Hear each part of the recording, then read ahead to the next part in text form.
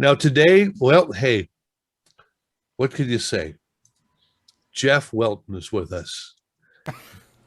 And Jeff is always a treat because he sees all these things. He has seen it from the standpoint of being tech support for what, 18 and a half years, Jeff? 16 and a half, 17, something like. Well, I don't know. Some people would say I still do it, so there's no way to tell. Well, there you go. And now he's been on the road pre-pandemic, of course, but to see many a site, and as many an engineer will uh, relate, Jeff shows up with a lot of parts and a lot of time to help. And so he has that reputation, which is why he was so well anointed by the NAB as the Engineer of the Year. And the other things that he has done have, I can't think of anybody that doesn't like you, Jeff, except maybe Oh, from another brand. no, no. I think I get along with most of my competition too. For the most part, yeah. No, I'm sure there's people out there that don't like me. I not all that great all the time. But No, you're a good ask guy. my kids. You're a good There's the guy, guy. Jeff. I knew Don would be the one to speak up.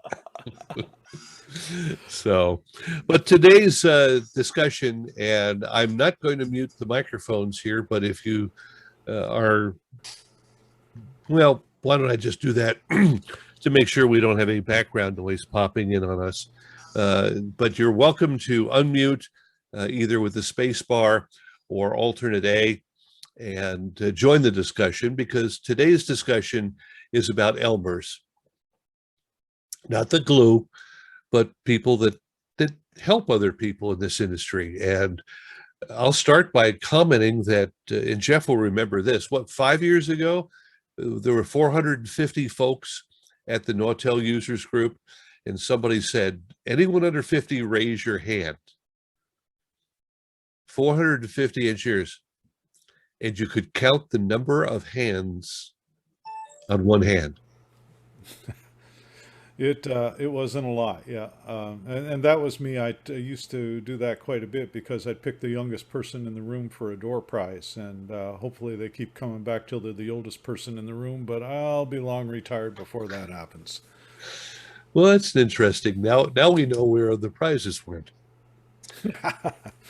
Whoever the youngest person was, I'm not sure exactly. The challenge we see, Kelsey, you may be the youngest in the room today. I'm not sure. I haven't looked through the whole list yet, but that is the biggest challenge, and it goes back. What started me really thinking about it was John Poirier did a presentation at NAB. I think it was 2012, 10, something like that, about the average age of the broadcast engineer and how it had continued to go up. Because, well, golly gee, we're not getting any younger, and there's not any new people, not a lot of new people coming in. I mean, Chris did it right. He just trained his daughter right into his job, so he's ready to retire. Amanda's there to run the ship. But for the most part, there aren't as many young folks coming in as there are us less, I guess, gray-haired or no-haired sorts running around. And so, yeah, that's something that I've kind of really tried to beat the drum about the past few years. And what got it going? And it's funny because Barry called and said, "What do we want to talk about?" And I'm working on an ebook for a group that is currently talking about tips, tricks, and we got talking about training younger engineers. I did an SBE mentor webinar yesterday, so shout out for the SBE for having the mentorship program. And here's the challenge. I was talking to Wayne Pacino this morning on something else, and the big problem the SBE has, when they first came out with the mentorship program, they had a lot more mentors and very few mentees, and it's flipped around in the past year or so. They've got many more people looking for mentors than they do have mentors. So if you're an SBE member and you're not part of the mentor program, this would be the time to give a little back. But anyway, that was my plug for that. I told Wayne I'd shout out. All right. Well, certainly the issue is, where do the new guys come from?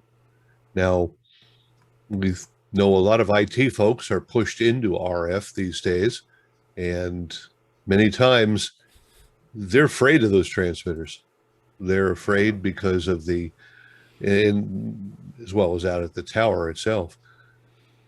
But the And point that we're getting at is that it's evolving, and it's not as dangerous as it used to be. I remember, uh, what, this 17 is, kV, 20 kV? yeah, I mean, we're not talking MW50 levels of plate voltage anymore. But if you're working on an AM, I was talking to a guy just last week, 2 weeks ago, something like that, was telling me a story about being out in the antenna field with a guy who should have known better, and he had to discourage him from touching a hot 5 kilowatt stick or 2 or 3 times, and the third time he didn't quite discourage him soon enough, and he ended up catching a nice little arc to his finger. So it's the antennas, the ATUs on AM. Those are still some pretty high power things that a lot of people really shouldn't be touching without a little education. Well, let's face it, some of the manufacturers, Continental, probably the easiest one to point to, and they're quite aware, and they cut their tech support back 9 to 5, Monday through Friday. And if someone calls for help and they don't detect that there's engineering knowledge, they're very reluctant to offer any assistance inside of a transmitter. Yeah. And it's one of those, it's a double-edged sword because we've got 11 tech support folks at the moment to handling calls. And it's not like it was 20 years ago when I was the guy taking all the calls. So I knew everybody picking up the phone fairly well. And I could, answer the phone and say, oh, it's Chris. Okay, well, Chris knows enough not to touch the stuff that'll bite him. So I don't have to go through the safety demonstration at the beginning of every phone call. But so now the guys, they may not be as familiar, and they're always going to err on the side of not putting you in the hospital and them in a lawsuit. So, it makes it frustrating for the folks like Grady or Chris who call in and get 20 questions and walk through it like they're a newbie. And that's the reason it is really a big challenge. Because like Dave says, I mean, even with the solid state boxes, there is some voltage in there at some point that can mess you up, because we are in the business of converting AC to RF when you get right down to it. That's true. And in some of the older transmitters, there's more than one AC input, and you have to be very, very careful. Now, Grady will remember the 50 kilowatt that he used to play with. There were two primary power supplies, each with their own circuit breaker, and then there was a 120 volt feed for the exciter, totally separate. So you could kill the two big breakers on the wall, go in to pull an exciter to do something, forget, and wrap your fingers around and find the 120 volt plug on the inside right underneath the exciter drawer. 120 volts typically won't kill you unless you're standing in a puddle, but it'll get your attention in a heartbeat. Yeah, now let's go ahead and raise the base issue, is that broadcasting as an industry, I go back more years perhaps than I want to admit to, but I think one of the seminal things that happened for me was at the NABDA seminar in Cleveland in the late 70s. I was just about ready to build a 6 tower DA, and the owner of the station was smart enough to send me out there, where I learned more than a few little tricks. And at lunch, we were sitting around talking, and one of the guys says, well, I got 4 guys working with me at the transmitter site. And another guy says, I got 3 guys. And another guy says, 5. And they turned to me and said, how many do you have? And I said, I work 5 stations. Well, that's Tucson. That was smaller market and such. But the problem was, again, how do you get that experience? And I learned more, perhaps rapidly than some people. It's a matter of you learn who to call. Mm-hmm. You learn who knows a particular piece of equipment or a particular procedure, and you use the word Elmer if you Yeah. want. But I know that I spent a lot of time on the phone in the middle of the night with Ken Branton and Dave Chenoweth, and those guys saved my butt more than once. And I mean, that's one of the things we're seeing too, and where it becomes a challenge, and folks don't think about it until they see it at the end of the day. But we've got, like I said, 11 folks handling calls now. They're all running a lot more hours. So our support costs have gone up easily fivefold as we're dealing with less experienced people. The challenge is, of course, when we design a new box, those support costs are factored into the price of that new box. So, it's one of them, we all end up paying for it. And, over and above the obvious stations, I had a call from a guy in the upper Midwest a little while ago, and we were chatting about something, and I mentioned a station that I knew fairly close to him that it was off the air, and he said, "Yeah, I know." And he says they'll be off the air for another 3 days because I'm the only engineer around that can work on their gear at the moment, and I'm up to my ears right now.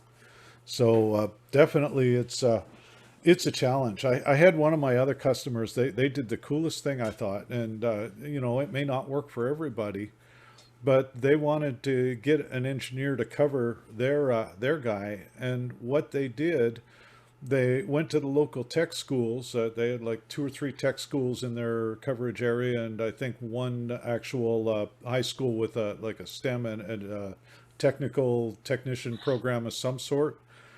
And they went to them and did an open house. And so any kids interested in radio in general came over, and they did full demos. They set them up with a little microphone in a production studio. They let them do a little air check in a closed environment in the studio and record it to USB stick and gave it to them for a souvenir. They had an STL shot set up out in the parking lot, just a couple of Ubiquity bridges. And at the end of it, they said, if you're interested in applying, we've got an opening for an assistant engineer. There's not very much money and not a lot of hours, but it'd get you a chance to play with it. Now, they got 14 applications out of the 30 odd kids that were there. And the guy that they hired, his part-time work at the radio station pretty much paid for his technical school. So he's now a full-time engineer with them. And they basically hired him in grade 12 and trained him all the way through college. That's good. That's good. And again, we have that issue. We've seen Charlie Goodrich's name just mentioned here. Paul Gregg was really Oh, I miss Paul. oh Paul used to call me at least once a month, and we'd shoot the breeze. Well, so I got two monthly calls. I got Paul and I got Leonard Kahn. So I got both ends of the spectrum at the same time. But Paul was the guy that would call, and he'd ask a question about the transmitter, and then 5 minutes later we'd be talking about the state of the art of the industry and moving stuff from El Paso into Juarez. So it was kind of always fun. oh yeah. Paul took me across the border to the former XCLO. The 150 kilowatt rig was still there, although it was parted out not too long after that. But Yeah. and then you mentioned Leonard. I wrote an article once, and I used the word. I said, and everyone remembers the infamous Symmetra peak. The phone rang, and he says, "Do you know what the word infamous really means? Do you know I could sue you?" And then the next thing, he wanted to use our booth, Radio Guide. He wanted to use our booth at the show to make an announcement. Mm-hmm. Yeah, I told Leonard one day, and I mean, it was easy for me because it was one of those few situations where he wasn't a customer, he wasn't a vendor. We didn't really have an oar in the race, and we just he called to growl about the state of the art, and I'd poke the bear a little bit, and so it was a lot of fun. I said, Leonard, I said, you're an incredible engineer, but you're a terrible politician. Well, just at this point, So certainly. recently on the radio list, Yes, Harold. sorry, Bob Orban recently wrote something about the advantages of the Symmetra Peak on the radio list there for the audio. It was really a good thing at the time, before we had the automatic phase flippers and other people being tuned into it. I remember there was a big rush. What was it, the late 70s, to give everybody a cord to change the polarity of the microphones if they were negative, and then the Howe phase chaser came in, and the Orban flipper. Some of them were audible, some of them weren't so much. Made a big difference. Mm-hmm.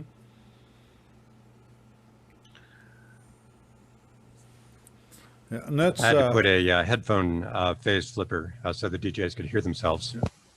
Yeah, that would be another aspect. At this point, the invitation is for anyone that would like to speak up and talk about how they got an education in the industry. Who was it that helped you get started? And of course, the corollary to that is, are you doing the same thing for the next generation?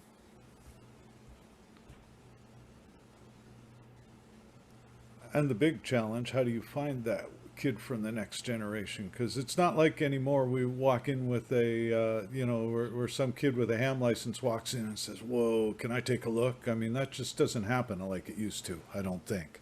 You guys are out there in the field, you can tell it better than I can, but I don't see that near as much on my side. If it's got IT involved, they might be a little interested, but finding somebody who has an interest in RF, pretty far and few. The power side was a pretty good piece of equipment. Well, I don't know. It didn't do us any good at the station I was at. In fact, we were tickled to death to take it out. Depends on what you put it in there for. He really was, the whole gimmick was to push people using analog radios off to the side. And Right. when digital radios came in, it became less useful, of course. But if you had a really nasty high power guy on your upper sideband, getting people to go down to, the 9 or the 8 could make a big difference. I'm going to grab somebody out of the audience because Chris is sitting there looking, and it's like, Chris, you trained Amanda into the industry, so she was kind of a captive audience. But like, you got Keith and you got a bunch of young fellows out there, Todd down in Alabama. I mean, how do you find the young folks and bring them in? Well, I can't say that I'm responsible for finding probably any of them except maybe Keith and Amanda, the two you mentioned. Some of our other guys, our local chief engineers have found them. In fact, in Chicago, our up-and-comers, a guy by the name of Jaron White, he's our IT coordinator, but they're cross-training him in RF and other things. And he is the grandson of our former assistant chief, Mac Friday. And so it's another family connection that we got there. But if you specifically breed and have offspring for the specific purpose of making them a broadcast engineer, that's about the best I can think of right now. It might be a little too late for some of us, though. Maybe, just a little. Maybe. I've got a story, if y'all want to hear it, about how I got started on the engineering side. Please do. When I was 12 years old, my dad gave me a radio broadcaster amplifier kit from Night Kit, and I built it, and it worked. And I had this little pirate station in my bedroom till I got my first job in commercial radio weekends at 15. Let's move forward to I went into college in EE at Auburn University, and I got a part-time job at WJHO Big O Radio in Opelika.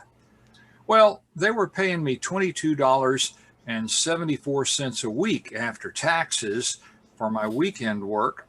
So I was living on the floor in the back room of the radio station and thought nobody knew.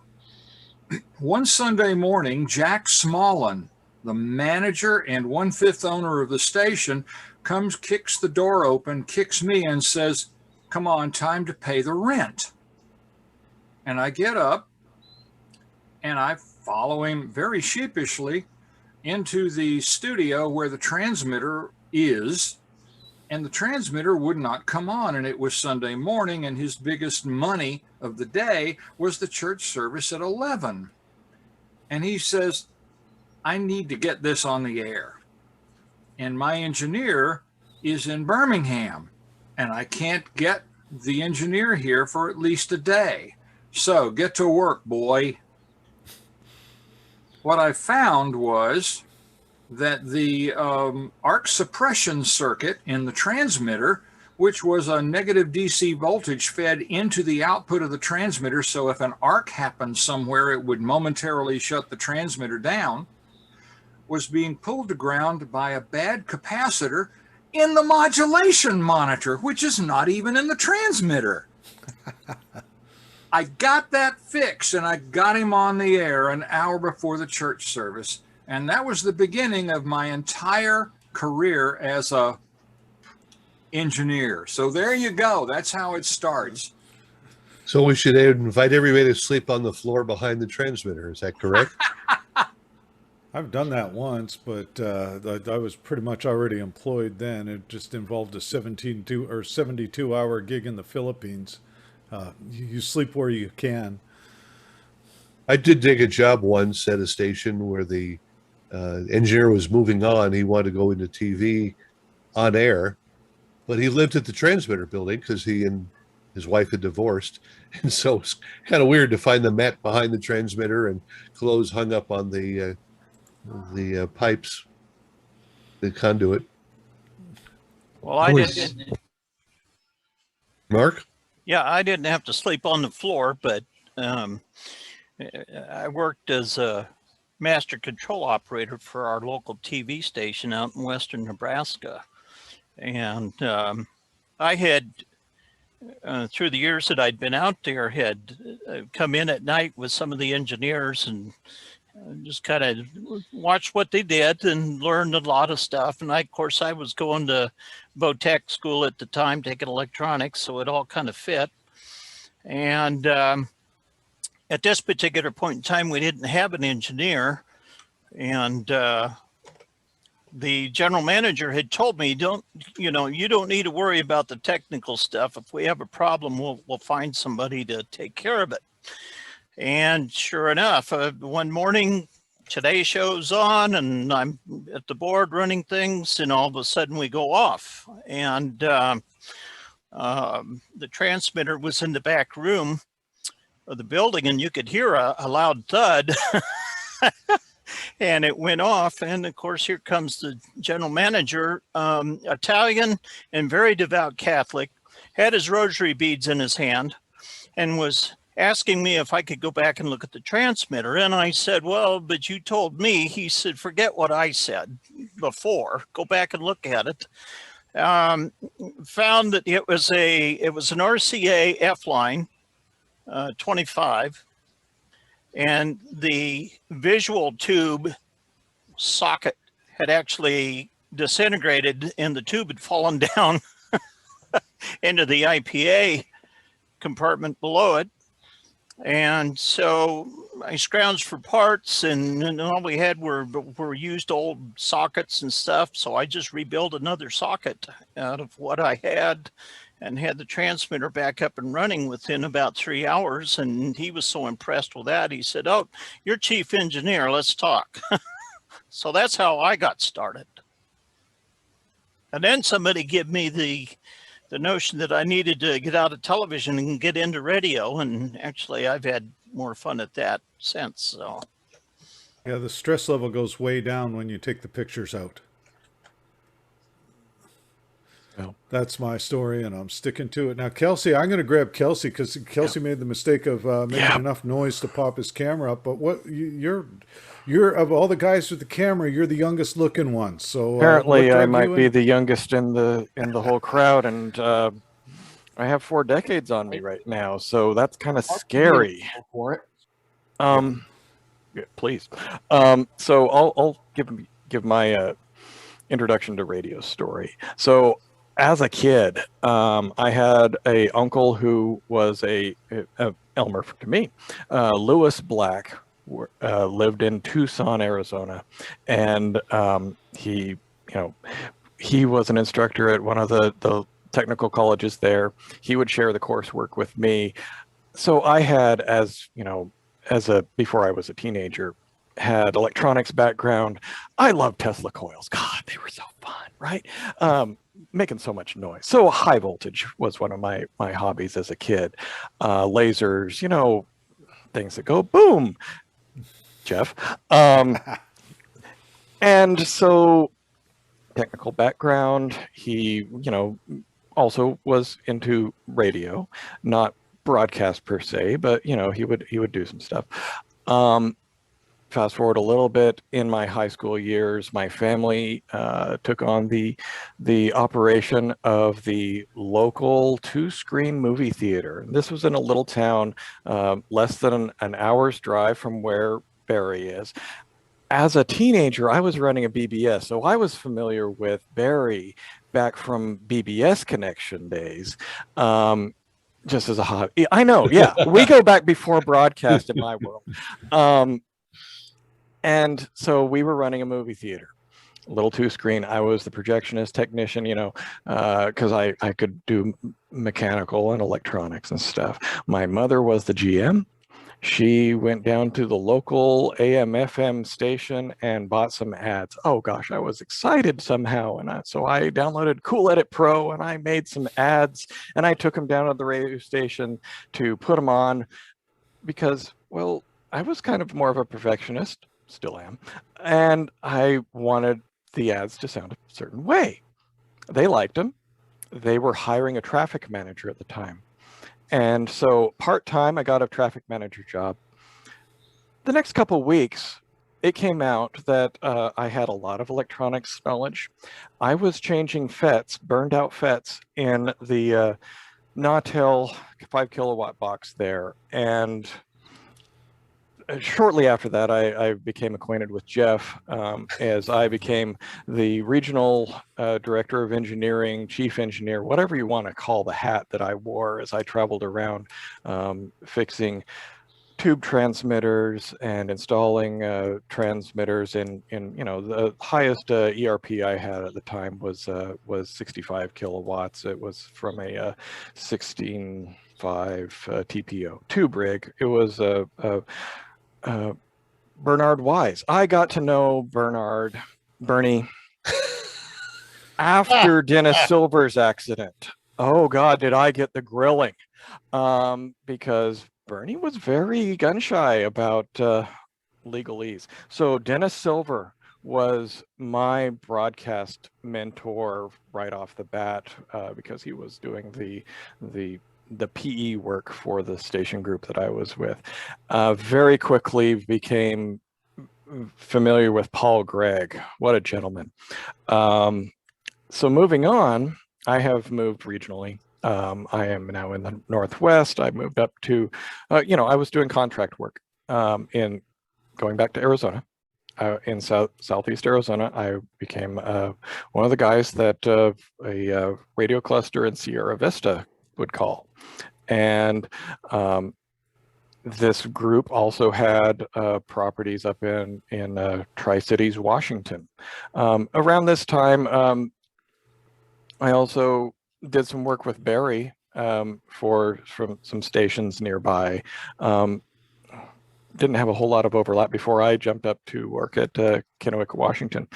Few chief and DOE jobs later, now I'm at Boise State University. Actually, before then, I had a group here in Boise. That's where I'm at now. And I had the opportunity to train some very nice young talent, very promising. I will use her name, Kira Parker. If you have the opportunity to work with Kira Parker, she is excellent young talent. She knows RF, she knows IT, she's fantastic. And I'm trying to work on developing more people. I have student interns that I have now through the university that there are some bright young minds. Not all of them will attach the RF. But how much of our world now is RF? I would say about 70% of what I do is IT. And so if you know the RF, you're getting a very niche, and gosh, I hope the compensation keeps up with how niche this is becoming. I'm not going to bank on that. But that's the short and long of my development and how I'm projecting forward new people. Some good points. The thing I tell folks is RF is very much the niche, but IT folks are a lot easier to come by, and the RF is something that there's a lot of liability there. And that's one of the things in my safety presentation that I make a point of saying. If you look at the OSHA, the Part 16 of the OSHA regulations, all they say about workplace safety is that you should never do a job you're not trained for. I'm not sure how many of us went to school to fix what we work on a regular basis. I guess I kind of sort of did. But, they don't teach a lot of courses for adjusting DAs, for example, outside of the SBC or SBE certification level. So, yeah, like Hal says, you learn it all by doing it. After you get one or two of these scars, you decide, I'm not going to touch that again while the transmitter's running anyway. So, yeah, absolutely. It's IT is the vast majority of it. The interview I did earlier today, I was saying that one of the most essential tools anymore in my gear bag is a laptop. Never used to be that way. I mean, I can remember when customer service, we got our first laptop. It was a Pentium 100 laptop. Thing weighed about 20 pounds and had maybe 4K around. I don't know. It was, I got more power in my cell phone than that laptop had. But yeah, things have changed, but we still have the big AC to RF converters, and we need to know how to do them without hurting ourselves or blowing up station revenue.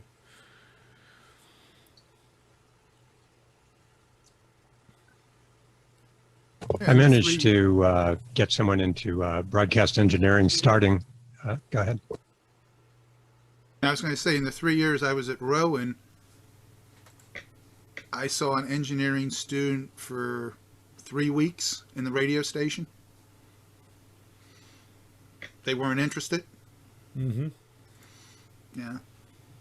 And I think I had 2 interns that lasted about the same amount of time when I told them, oh, we're going to go out to the transmitter site and dig around the, anchors. And it was like, oh, I'm going to get dirty? And that was the end of the conversation there. It definitely requires a specific mindset. What we do is like Kelsey says, is the vast majority of it's IT and office work anymore. But there is some hands-on mechanical for just about any level. I mean, whether it's tube, solid state, AM, FM, you're going to be touching stuff, and yeah, there's going to be some dirt involved. So, yep, it does take the right mindset for sure. Dirty, wet, and cold. That's a good way of putting it, Jerry. And few people will be willing, even if you give them the training and resources, to climb a tower and rig an antenna properly. Yep. Yeah, I've got, so between 2 marriages, 5 kids. My oldest boy is a landscaper, and he'd be the one that doesn't mind getting in there and getting dirty. The youngest one is very much a computer-oriented gamer, indoors. No, there's weather and dirt and stuff outside that I don't need. So, it's definitely a mindset, and finding somebody that's got that mindset can be a challenge. I've noticed in the last 10 to 20 years, it has become simpler to find staffers and assistant types than chiefs. The jack of all trades, we love to know something about everything. A lot of pride in authorship chiefs. Those are very hard. And for the staffers, fewer stations have a staff, where places that have people tend to have one of them. Around 2005 maybe even, we had an assistant in one of the markets and sent him to another because they were looking for a chief. I just wanted him to meet the manager and see, go down there, be helpful, look around, see if you like the people. He came back and said, "Are you and my local chief trying to get rid of me?" And I thought, "Not really, I'm trying to promote you." He said, "I see how you guys live. I don't want to do this." He was traveling with an NFL team in season. He'd followed our local team to Tokyo, done a live broadcast in the middle of the night, and he loved that. He did not want, he didn't mind checking dehydrators and putting in nitrogen tanks. You could give him any routine and he'd do it. He didn't want to be responsible. He didn't want to be the guy who got called when you ran into trouble. And I remember noticing then that I'd been approaching it from kind of the wrong angle, because I was looking like for people who thought about it as I always had, where nothing could be cooler. And I miss the days when from the doorbell to the fire escape, this is mine. You know, the boss and I, no one loves the station more than us. And this is what we take care of. And you'd learn things like, sprinklers, don't know much about that. Let's watch those go in. Computer networks came along and said, wow, I don't know anything about it, but gee, I want to modify it already. Yep. And that's the kind of thing. And see, Jerry's got engineer stuff, got to go, something's down. But that's the kind of thing that I think makes this job fun. And somebody else had mentioned, I think it was Hal mentioned, that the joy of taking something dead and making it sing again, making it work. And I mean, animated. Oh, and there's Mr. Wayner. Speaking of making things sing, we've had that conversation more than once or twice over the years. But yeah, it's finding the kid with the mindset, the one that isn't up to his elbows in his car on the weekends or whatever. And whether you go to, and that's why I like the customer that went to the tech shops and found the kids that are already doing the hands-on type training. Because that's a really good start.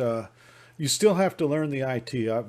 I tell folks, when I started at Nautel, our company network was my 8086 and Kevin Rogers' 8088 connected with a piece of coax running Lantastic.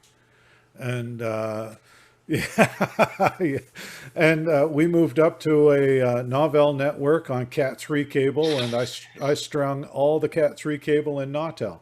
Now we're up to fiber between the buildings and Cat6 on everything, and I think we're probably we're running, well, we have actual IT people now, so I don't even get to play with that, which is probably a good thing, because again, the knowing enough to be dangerous stuff. But yeah, my computer experience started with a color computer, 2 8-inch hard drives, a 300 baud modem, and a BBS. So going back to Kelsey's heritage there, I speak that language too. Hey, Jeff? I have a comment too here. You're talking about mindset. Over the years, I've talked to a lot of engineers, a lot of young engineers coming in, and some of them are pretty sharp. And like you say, working in the electronics, working on doing creative things is a lot of fun. But a lot of them, and I hate to say it that way, but it is a lot of them, aren't sure why they're there. They think they're there so they can do this, build stuff and fix stuff only. But what a lot of them forget is, we're technically, if you really want to look at it, the way I think is, we're in show business. We're just in the technical side of it. And you talk about a mindset. I think to be a good broadcast engineer, you have to have sort of a show business mentality that the show must go on type of thing.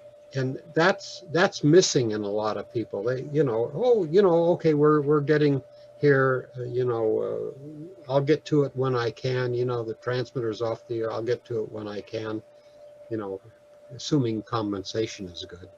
But they'd rather play with this thing and design a new Framus for the transmitter rather than getting it the heck back on the air.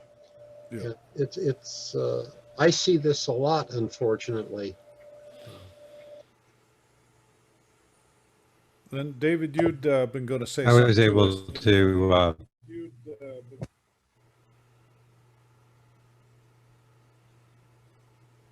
Got a lot of latency here, so I keep talking over people. Let me know when I can go. Go ahead, Harold. Go ahead, Harold. All right, great. I was able to start somebody in broadcasting when he was 10 years old. I was doing sound for a contra dance that his mother had come to and brought him along. And he started asking questions about the PA. So I then started helping him with his electronic projects. He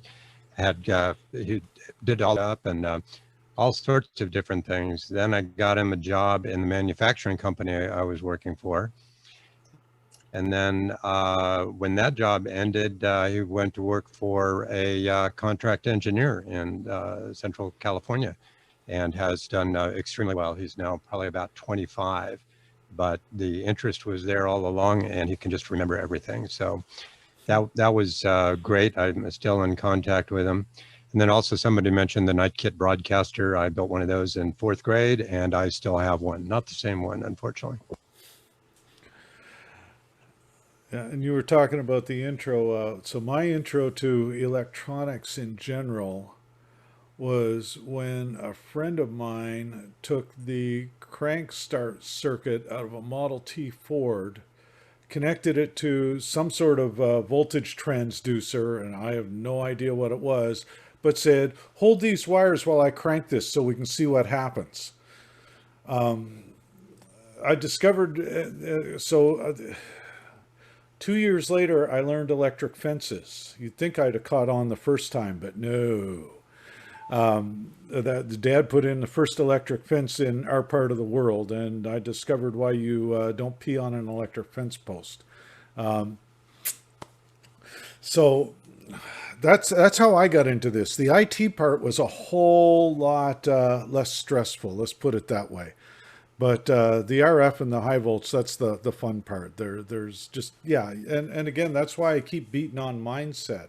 But you really have to, there's two kinds of people. There's the kind of people that get excited when they see something arcing, and there's the people that get scared. And if you're category number one, you're going to be a radio tech, whether you like it or not. You know, it's really interesting, Jeff. I actually came the other way around. I started off with our company just because the owner and GM needed somebody to run the weekends. He was shorthanded. Well, I was very good at IT. I was taking classes in college in it, figured out some stuff for him in the automation. I kind of slowly worked my way into the position. Now, with that being said, he was gracious enough to let me go with him to the transmitter sites whenever he had problems, because he had a little bit of electronic and RF knowledge, and that's how I learned when we had our contract guys come up. They loved to show things off. They answered questions, and I think that's what needs to be done. You know, that's how you learn. And you know, years later, there's things that I'm doing that I would not have been doing probably years ago when I first started with them. Yeah. And definitely, more than anything, find the kid that wants to ask the questions. I mean, you can figure out what the interests are and develop the interest. And like I said, see if they run from the spark or run toward it. And, you know, that's personality, and that'll determine if they're going to stay or not.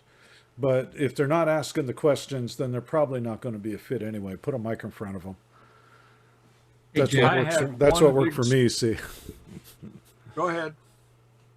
Well, I don't know if I've got the mic. One of the things that Bert said that I thought was really well put was we are in show business, and that is really helpful to remember. Not everybody is technical when you get a hold of them, but they could be by the time you get through with them. They know that it's fun. And I recall there's something very magical. For example, Bert does a lot of remotes with the radio station at the foodie places. And getting free food for a young person is of all kinds is actually pretty cool. You mean And young person? Most of us probably remember that. But I was careful to make sure I brought the youngsters in the promotions department out and spend time with them, because typically most people in engineering came through the promotions department setting up remotes. I think that that's probably, I say most, 40 to 50%. And you look for the ones who got it and who were diligent, et cetera. But what got those guys interested, besides how they got into it or kept them interested, was you find them the free script to get them where they're treated like it's a VIP. They're a VIP. They get to work in the entertainment business, and they get a chance to meet whoever the stars are, the musical stars. They get to go backstage and meet and work, because they're running cables, but they get to see stuff. Maybe sneak something off the crew food, truck. They get to go to NASCAR races back in the pits and almost get killed and lose their hearing. They get to go on the top of these skyscrapers in downtown Dallas, the Green Building, we called it, and look at all the amazing two-way stuff and all this kind of a thing. They get the keys to the kingdom. And we forget about that aspect. We geek out a lot, but a lot of these youngsters, they've got a lot of fascination with video games and all this colorful, blinky, shooty, destroy stuff, have fun, whatever. It's some of us came through ham radio, so most of us probably did. So we had that, and we were already interested in RF maybe, but a lot of these kids have great potential, but you might need to hook them on the entertainment side of this thing and have fun with it and invest in them. I mean, I can't tell you how many times I've heard stories where, well, I brought this guy out to the transmitter site. He didn't want any part of that. Well, I don't blame him. That was my first perspective. I would probably go, well, I don't think I want that. But if they understand it and they realize they're a VIP and they're going out to the business end of being a VIP, well, maybe that's a little more interesting. But treat it like show business and have fun. You got to really stress the fun, not the sobriety of it. Not that you got to be, certainly they've got to be diligent, and certainly they've got to show up, and certainly they've got to be careful, and certainly they got to not die. Yes, but let's, be young again and stress the shiny part. You got to get them addicted, give them a taste. And a lot of that comes from this whole entertainment. You're a VIP. You'll get to see stuff that nobody else gets to see. And you won't be telling other people's stories, which is what most kids do off social media. They're telling everybody else's story. Let me tell you what I heard, what I saw. I read this. They get to tell their own original story. And that's very addictive. 2 cents. Yep. No, I agree. One of the first site visits I ever did, I was walking into the studio to meet the engineer when I got into town. And I ran into this guy coming out, and he was shooting the breeze with me for a bit, and he leaves, and I go in, and the engineer goes, "Oh, I saw you talking to Tim." And I said, "Who was that?" And he goes, "Tim McGraw." And, I'm not a country fan, but I've heard of Tim McGraw, so that was pretty cool, and it's like, wow, you get to meet famous people doing this stuff.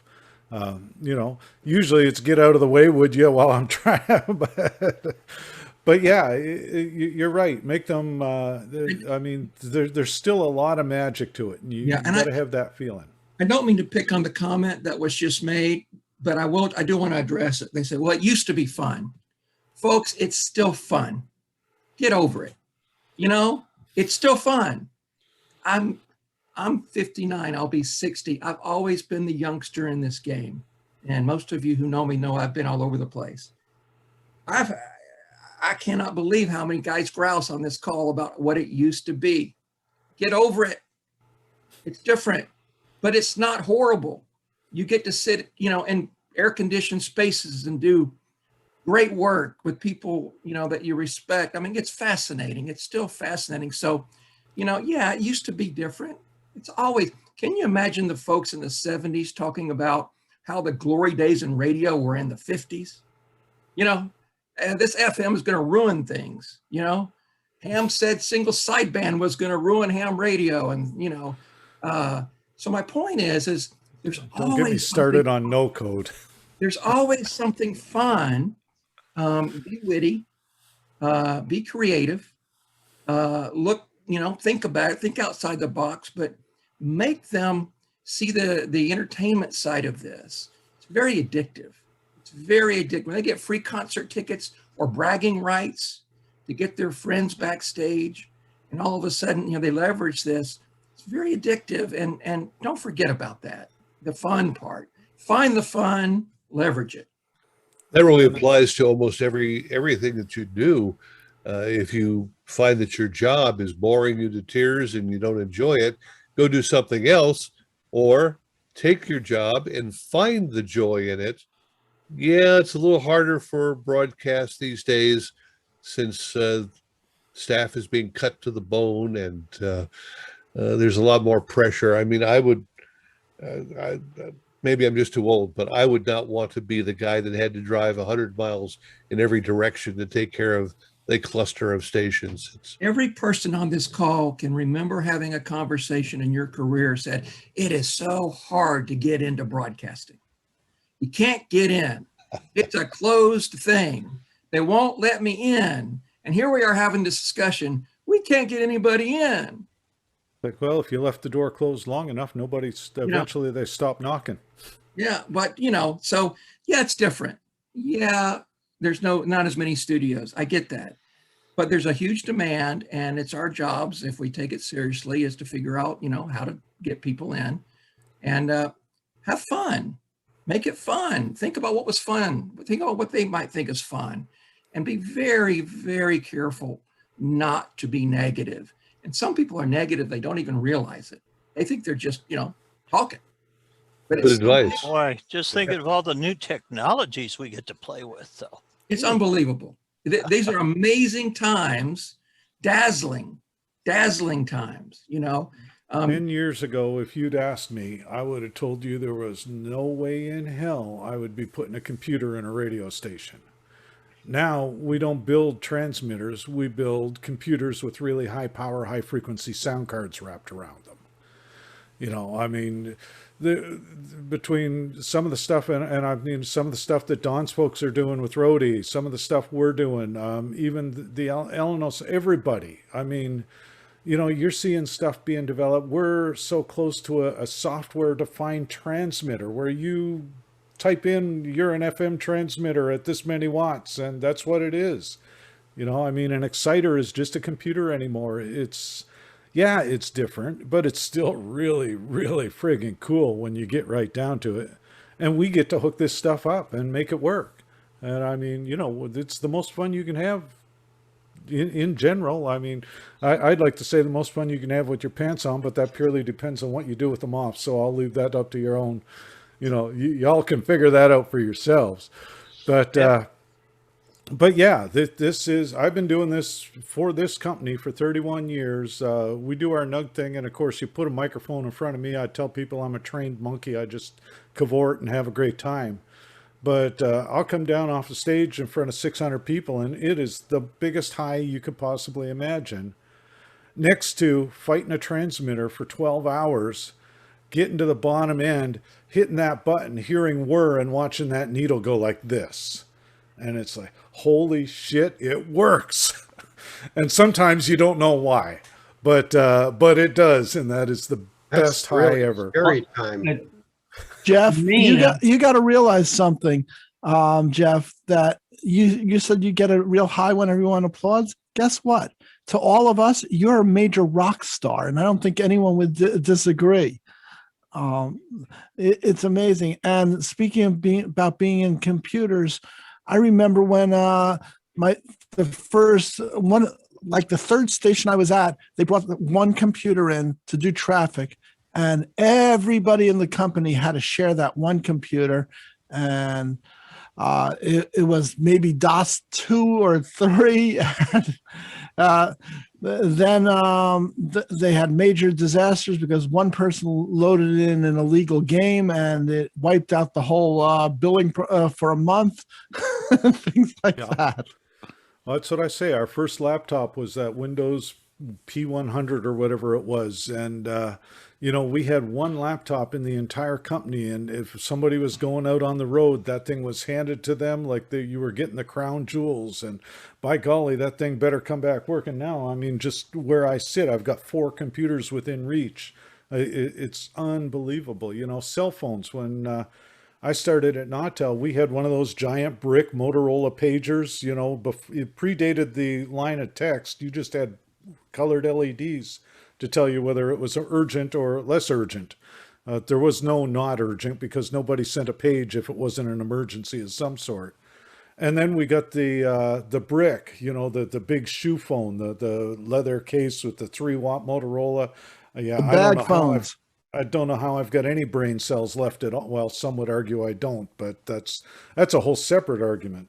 And I mean, now, a cell phone, computer, the space shuttle equivalent of technology all in the palm of it's in 30 years, we've gone from writing notes in pen and paper to being able to launch a space shuttle. It's so cool. I mean, how can you not think this is amazing? Now, wait a minute. I heard from a correspondent that Vertical Bridge, which now owns the WLW site, has already brought in equipment to level the ground and put in a warehouse area.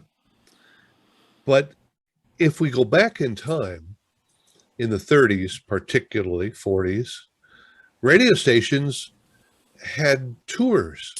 People took time out on their weekends to tour their local radio station to find out what it was like. I know the thing that bit me when I was in high school is one Saturday afternoon, I was working for my dad, and I stopped by the station and just sat there in the window talking to the jock on the air. And yeah, 2 turntables and a microphone. And it was a whole lot different than what was in your mind, what you heard off the air. But it was broadcast in the immediacy of it. Go back to what was said about making fun, having a lot of fun with what you're doing. That's what drew most of us in, isn't it? Whether it was from the programming side or from the tech side. Barry, how many of us saw our first radio station when we were either Cub Scouts or Boy Scouts going in for a tour? And that's how I got the bug. I was about 5. Well, you were the Boy Scout then. Well, we used to give tours to college kids out at our transmitter site, 50 kilowatt transmitter site. In fact, I had mentioned it in the chat, but there was one college here in Nebraska that actually taught RF in their electronics classes. And the instructor would always bring a group of students out to central Nebraska to tour our transmitter site once a year. And that was a cool thing. I was invited to a remote broadcast for another station across town. I thought it was a bar, so I thought, what's the big deal? I didn't realize it was a strip joint. And so I discovered a lot of firsts that day. It was a zillion years ago. You were talking. Please note his camera was shut off. That might be more, yeah.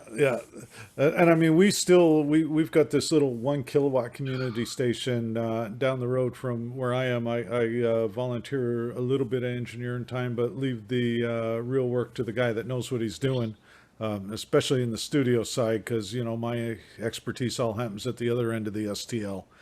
But we still do in pre-COVID days fairly regular open houses and let people in and see the production rooms. We'll let them into one of the backup studios, and they can move the sliders and look at the board, and it does seem to still light up that sense of magic even at the local community radio level.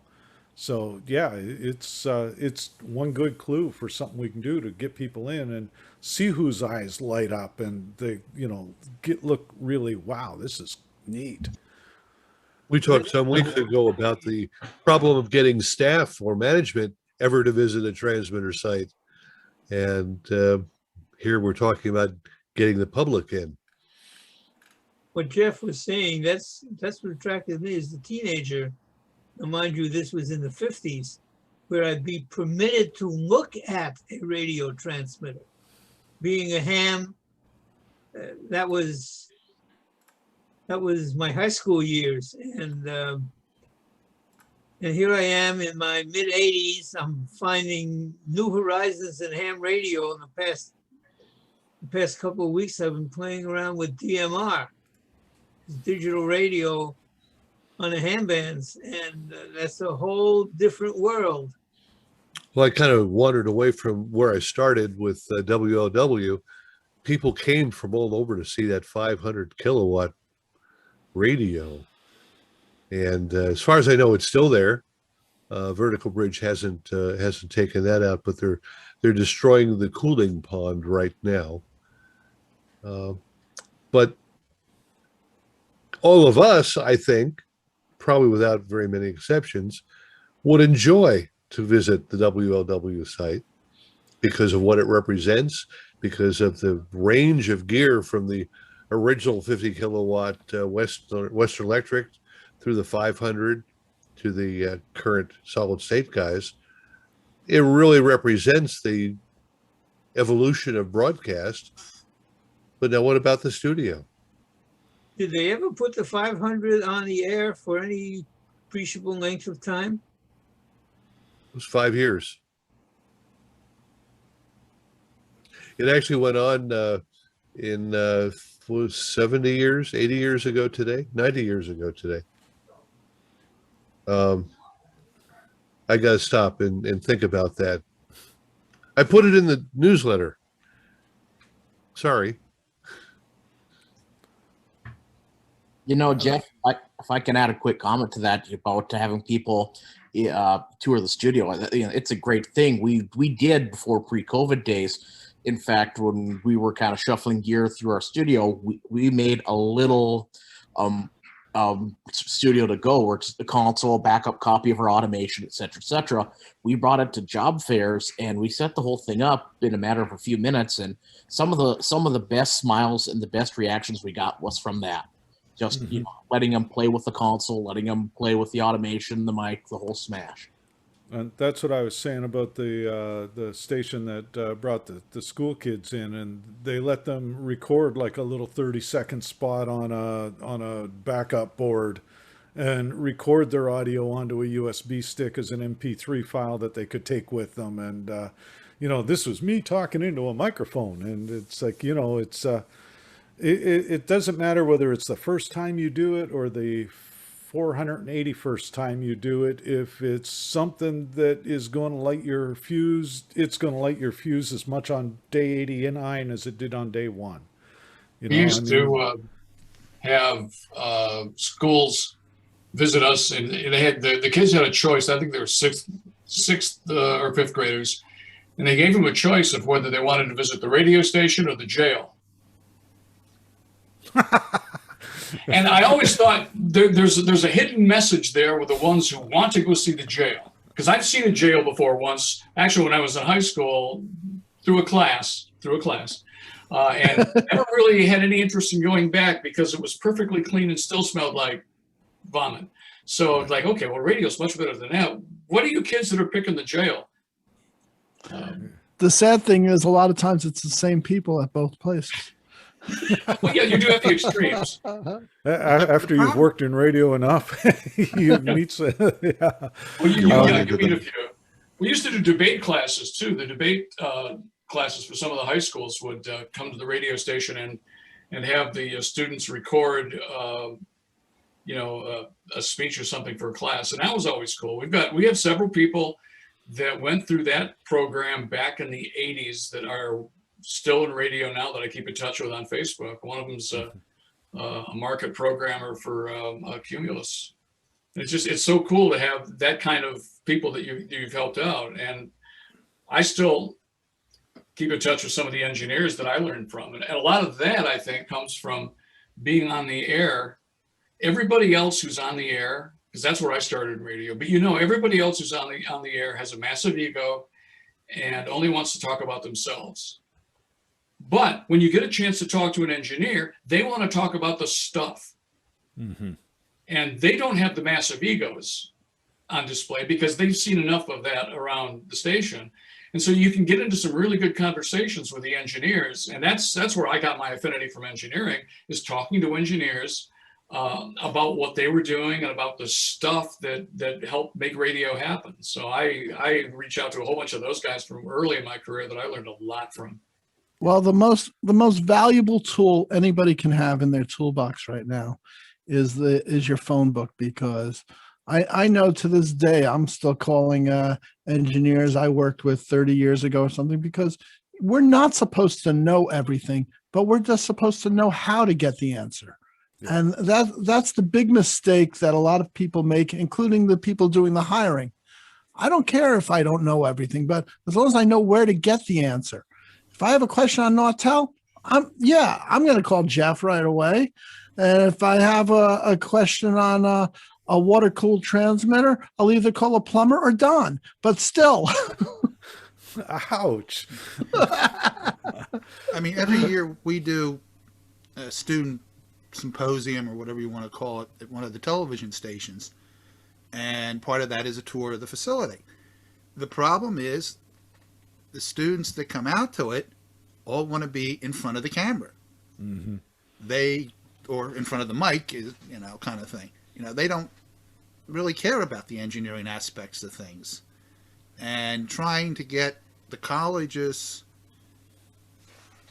to expand the notification to the engineering department and stuff is like, oh, well, no, we don't want to do that kind of thing, That is the challenge. And it comes back to something Gordon had said earlier. Another thing that makes a good engineer is curiosity about how things work. And so when you bring the bunch of kids, and I've seen TV station tours, I've been in stations when there were tours coming through, and you'll see 18 or 19 kids looking at the stage, looking at the set, and then there'll be that one kid looking at the camera controls. That's the one kid you want to find. And, that's the one kid that ended up being most of us one way or the other. I mean, I spent the first 20 years of my life disassembling things. My mother still likes to tell the story that when I was 15 years old was the last time she ever darkened the door of my bedroom, when she went in to put my laundry away and saw a disassembled motorcycle engine on a table with a 2-inch hose leading out the window on my second-story bedroom. So she said, that's it, I'm done. And I mean, right up till I graduated high school, my yearbook entry said I was going to be a small engine mechanic. Not sure how I ended up here, but still blowing smoke one way or the other, I guess. But yeah, it's, taking stuff apart. Eventually, I kind of learned how to put some of it back together again. That motorcycle engine never did survive, though. I don't want to guess how many alarm clocks I took apart. Never did get one back together. Alarm clocks, laptops, calculators. I mean, yeah. And it's funny because back in a previous life, somebody had mentioned the Source and a couple of Radio Shack comments. And in this part of the world, in the mid 80s, late 80s, if you bought something from Radio Shack anywhere east of Montreal and it had a problem, you took it back to the store, they threw it all in a box and shipped it off to the Radio Shack service center. When it got to the Radio Shack service center, depending on the product, it landed on one of 4 tables. And in 1988, I was sitting at one of those tables. So, I mean, I did bench repair at Radio Shack for 2 years. You want to talk miserable pay and terrible hours. made radio look really well paid. So moving to radio after that was a step up, and here I am. Then I got bit, and I'm not leaving now. It wasn't Dandy at Tandy? So my first cue was the one of the two benefits we had. They gave you your birthday off with pay. And the other one was stock options. 10% of your pay was in the form of stock certificates. That probably should have been a cue when those stock certificates started going down they were $35 a share at the peak. And when they got down to 15 a share was about the time I started looking for another job. And yeah, when I sold them, they were at 11. And I think now you could probably give them away. Hey, Jeff. Yeah. What we got to do is we got to sell transmitters as a big Bluetooth device. Don't get me started. I'm wrestling with Bluetooth right now. What a lot of people don't realize also is it doesn't always, you don't always have to be the super complicated answer, and it doesn't have, the solutions can be logical or silly. I got my first job in radio. I was going to be an intern in the production department at WAMU, and I was hanging out with the DJ on the overnight. Suddenly all the power went out, and they didn't know what to do. Stations off the air. And of course, since it's public radio, the fundraiser was going to start in 4 hours in the morning. And I said, hey, what if I just run an extension cord from the student radio station around the back of the building to you guys, and we can get the studio up? And like, they all look at me like I'm crazy. I went into the back, found enough wire, made this, it must have been a 1,000-foot or so extension cord, put them on the air. General manager comes in, thanks me and says, your internship's over. You're now the assistant chief engineer, because the new chief engineer was starting that morning. And I thought that was great. And then they started their fundraiser, and the head of development comes in and plugs in the coffee pot and knocks the whole station off the air again. How many times has something plugged into a UPS been disconnected for the vacuum cleaner, you know? When I put WBBR on for Mike Bloomberg in New York, he only wanted touch screens, and this was the days of DOS and everything, because he goes, oh, touch screens never break. That's why the banks use them. I'm saying, you really don't go to the right banks then. But we set up the studio, and we put them on the air, and I step out, and the operator steps out of the main studio, and the cleaning woman comes in. She takes Windex and shoots the screen and knocks the whole station off the air. Yep, that'll do it. So about 17 years ago, roughly, I was, BBR had just bought an XL60, and I told Bob Janney I'd come down and help him put it in. And I said I was going on vacation with the family, so I'd stop for a day or two and take a look, and then we'd swing through. So we get her done, and he's like, you should bring your family out and we'll have a barbecue. Because, of course, he had the barbecue and everything out in the Meadowlands there. And so I grabbed the family out of the hotel. We go to the transmitter site. And my youngest at the time was about 1.5 years old. He was just barely walking. And he's looking at the racks of satellite uplinks and downlinks, everything that they had in the middle of the room. And I'm trying to, and Bob's like, don't worry, everything's redundant. There's nothing he can do. So you don't know this child, but okay, whatever. So we're looking at something, and all of a sudden the red phone starts ringing.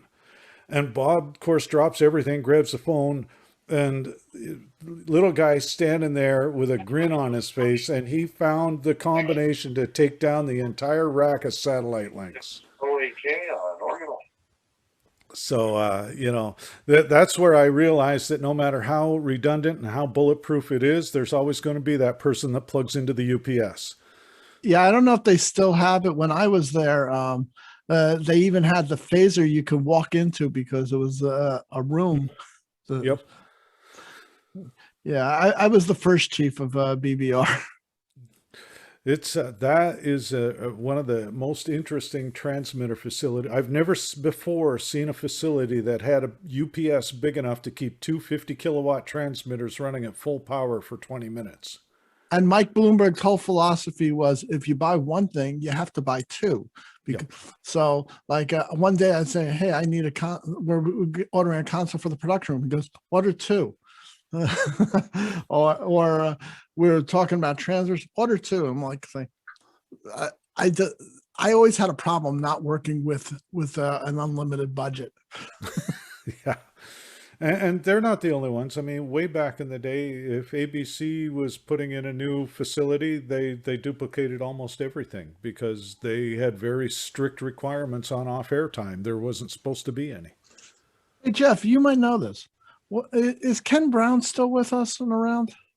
I do not know the answer to that. I haven't talked. Good. I couldn't tell you how many years. The man was a genius with directional antennas. Yep. And there's not nearly enough of those left either. Speaking of bringing people in, I know Bert there has done more than his fair share of directionals. I see 2 or 3 names in this list that I know do several of them. But yeah, that's another one of those magic things. We were talking about that today. And so this is a total segue from Elmers. Sorry, Barry, we're way over time and I don't care. But so Jeff Wilson, I don't know if he's still here. He had signed on earlier, and I was talking to a guy, and we got talking about AM directionals. And I said, well, have you ever had a spirograph? And he goes, what? And I go, spirograph, you know, the little cog ring with the little cog wheel in the middle, and you put the pen in the different holes and draw it around to make patterns. I said, directional AM antenna, a directional AM array. It's phase and its magnitude to get the pattern you want. So that was my off-the-cuff description. Very, very simplified. Chris is looking over there going, yeah, that's a lot more to it than that. That's actually how Carl Smith explained it to me years ago. But in a very real sense, that is the way it works. That when we started doing mom proofs, the whole idea was it's leaving here correctly. What happens to the world when it starts hitting power lines and buildings and other towers is the silly putty effect. You lift up the shape and then you start stretching it in weird ways. Mm-hmm. And that's why a good non-D proof was always good. It's like, has your pattern deviated from nominal more than the non-directional proof? But I always liked the spirograph deal. I said, the thing's mechanical. If this thing is mechanically intact, if the ground is good, if the towers are bonded together correctly, you know, the pattern just about has to be right, because it's just a question of if the towers are efficient enough, if the field from each is what you really think it is. Now, I always joke that what we should have done in the 30s when Wilmot was doing the first DAs, we should have conditioned every one of them on the availability of test gear we wouldn't have for 50 years. You may build your CP out when we have laptops, hot bridges, and functioning computers. These things we don't know about, but yeah. Well, you'd have old timers telling you, well, you know, if you have 4 or 6 or 8 lines, that it's matched if you have the same current at each end. And I thought, well, that's only kind of true. And into reactive loads, which it almost always is. I thought, and on thermocouple meters where, you know, I've put 10 thermocouples in series, and you build little charts saying, here's an amp on each. You get 10 readings. Here's 10 amps on each. And you end up with curves. Yeah. It's just terrible. It's like, okay, the TCAs were a great step forward. It's one of the things we needed to wait for. Well, that was one of the things I used to show somebody the need for calibrating bird watt meters, because we were at a site. I took a 50 watt exciter and a 100 watt load, daisy chained 5 Model 43s together, all with the same elements in them, and got 5 totally different readings ranging from 5 watts to 180 watts for forward power from this 50 watt exciter. So, you know, that's when I told them, I said, if you don't have calibrated equipment, you have no idea what you're looking at. And so, you know, but yeah, so one of the other things that was kind of cool, and somebody had talked about this years ago, I think it was Mario Hieb was the first one that I ever heard suggest it down in Utah, was using low power transmitters being driven at different phases to create a directional array without the phaser itself. And I mean, the theory was it took a lot less transmitter power to produce the same signal. But, you know, that's, again, the cool things that we get to play with and come up with as part of our jobs. And people actually call this work.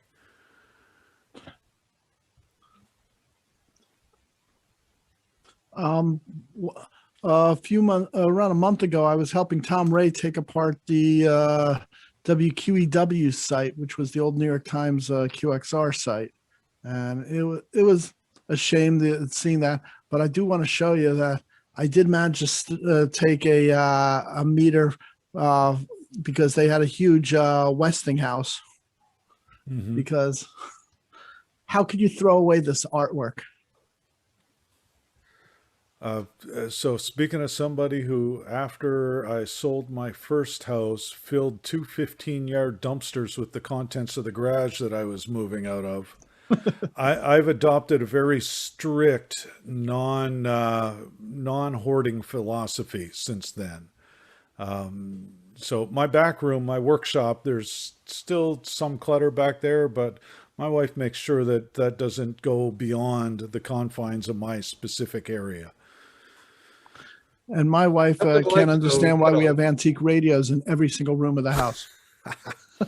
I could use a few lessons in that about the non-hoarding stuff. Bert, here, I've got my garages full, and I got a 20-foot shipping container full. So at the time, my heritage is Scots, Irish, Welsh. My father taught me to be frugal. Frugal might have been a little bit of an understatement in Dad's case. But when I had to pay $300 to bring two dumpsters in to dump garbage and then pay a tipping fee at the landfill, that converted me in a heartbeat. So moving is the fastest way to eliminate your hoarding habit. And I've just told my wife that I intend on going first. This way she has to clean out the house. Well, that's what I said when I bought this house. The next time I move is going to be on a slab, but that's a whole different story. Depending on how I'm reacting any particular given day, that may be hastened someday. My wife looks at me, she goes, "We live beside the ocean. They'll never find the body." Jeff, this is Fossil. Can you hear me? Hey, Bob, how you doing? Oh, not bad. I just want to put my 2 cents in here. I got my start in ham radio in 1952. My first radio station job was in September of 1956.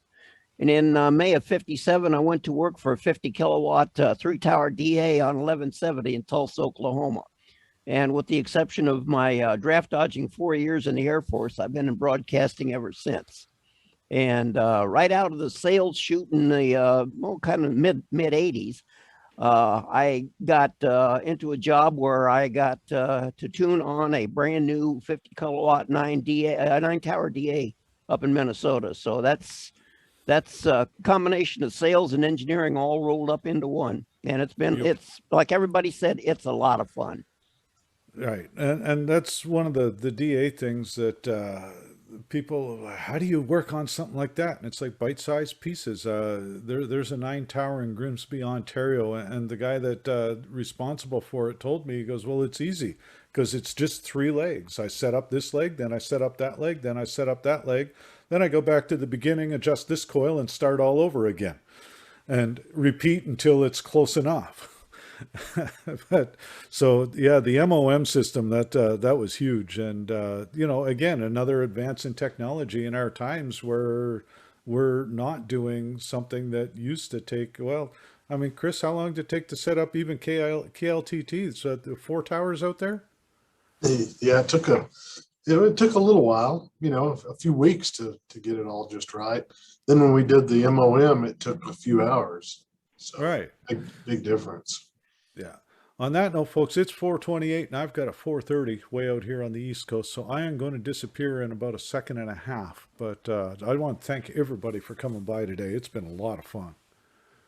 Thank you, Jeff. Always good to have you along. We'll have to figure out what's next. We'll make something up. We always do. Gonna blow things up next week or next time. Ooh, maybe we do a live demo or something. I'll have to put the big camera up for that. Ah, all right. Thank you. Thank you so much, Jeff. My pleasure. We'll see y'all, folks.